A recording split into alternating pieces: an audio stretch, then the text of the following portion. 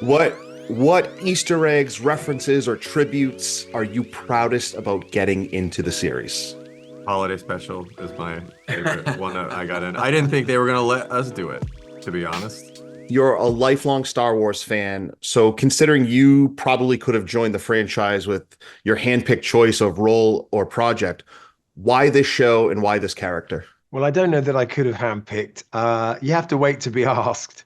What was exciting about being asked to do this one was that it made sense to me as soon as I was pitched it. I really loved the idea of making the protagonists kids.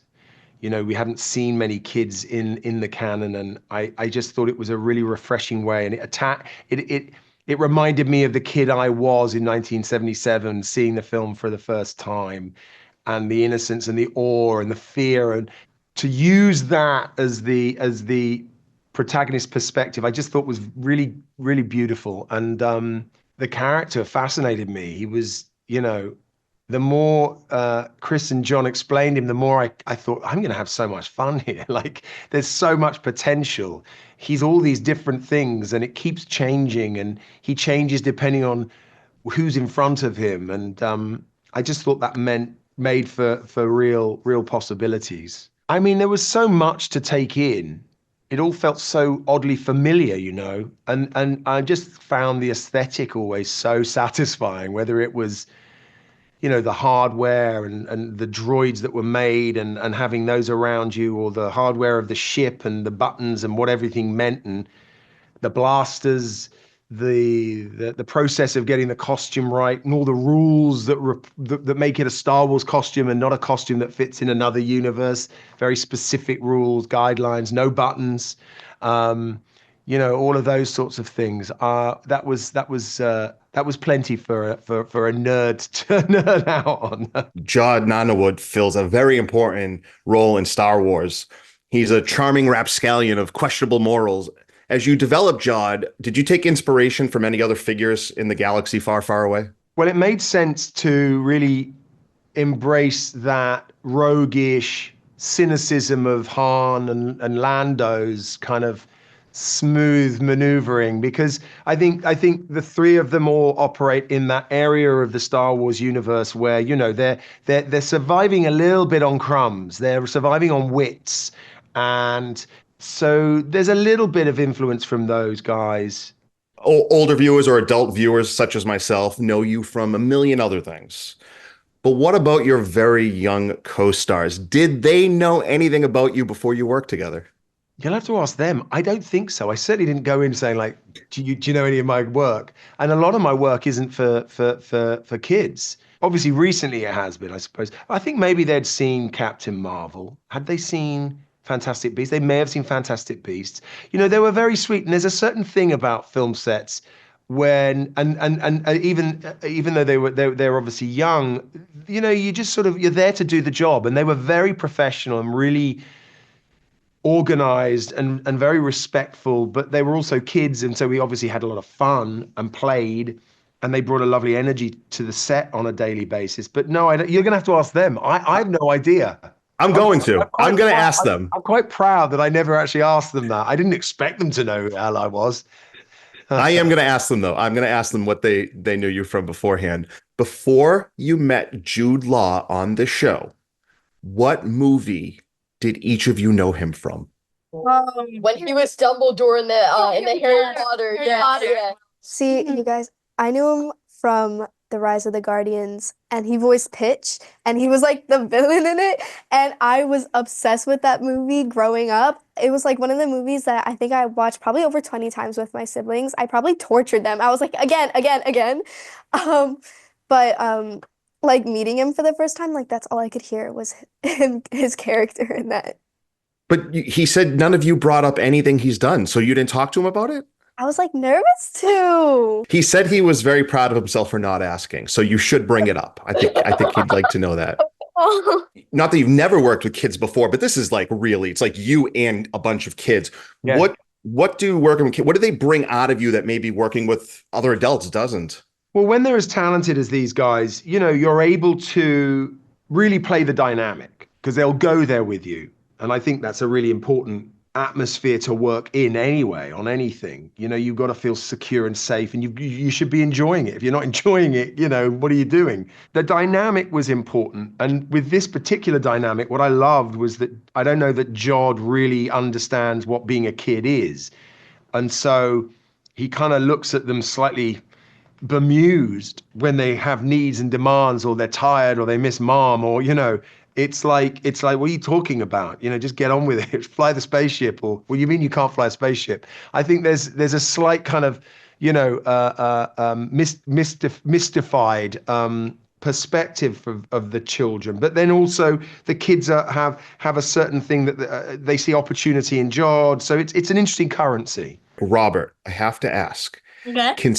Considering they can't actually see you in any photos or trailers, have you had a hard time convincing any of your friends that you really are going to be on a Star Wars show? Not really. I mean, they've said like, "Oh, Cap," but then I've been like, and then they literally just like looked at the cast and they saw me and they were like, "Really?" And I was like, "Yeah." Okay. But no, I've not really had trouble convincing them. What can you tell us about Jude Law that most of us don't know? He loves green tea. Yeah. I love green tea too, so yeah, that's What's a green tea similarity. taste like?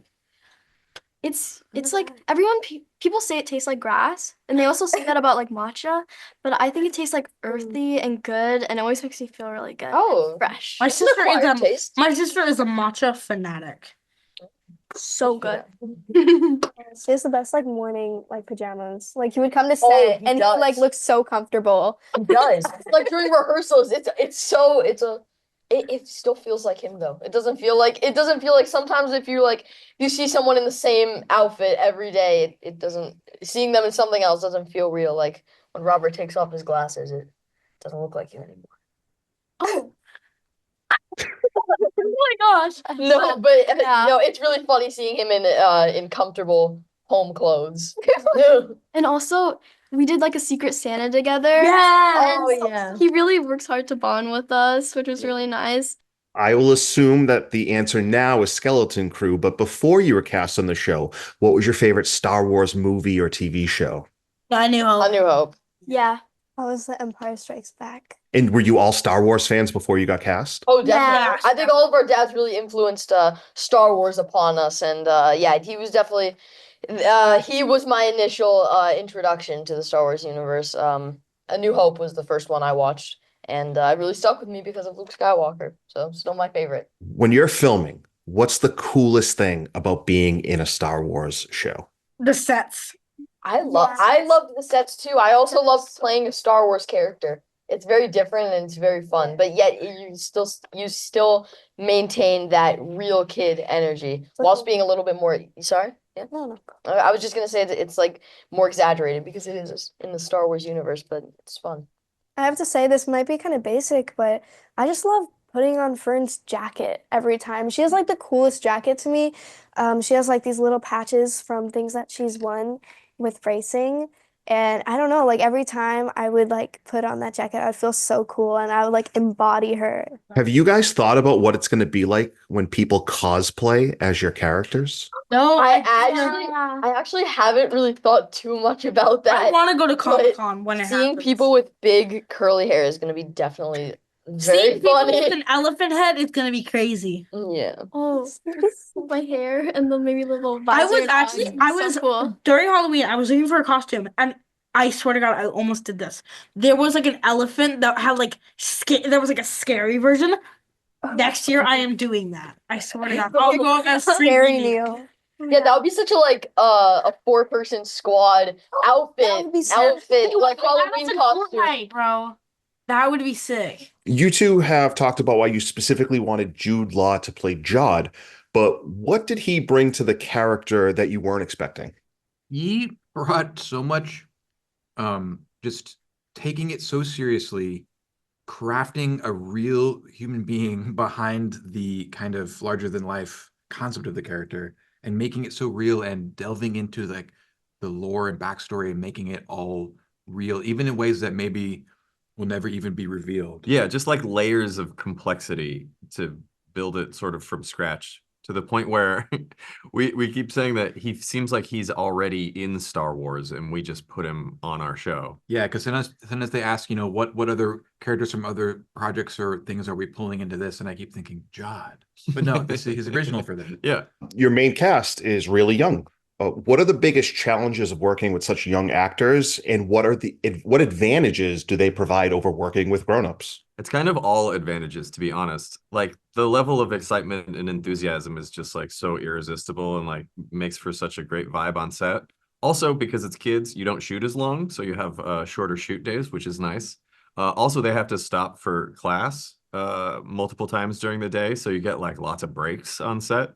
I love having 10-year-old kids in the show. Yeah, I think working with kids, if you're on a really tight, limited budget project that's like barely happening, that can be a huge obstacle. But with the resources and everyone understanding from the very beginning that this was going to be centered around these kids, we were provided with all the support we needed, and it allowed us to make it or just like a really fun place with the kids at the center. Yeah, and it just everyone in the crew, everyone around felt that energy.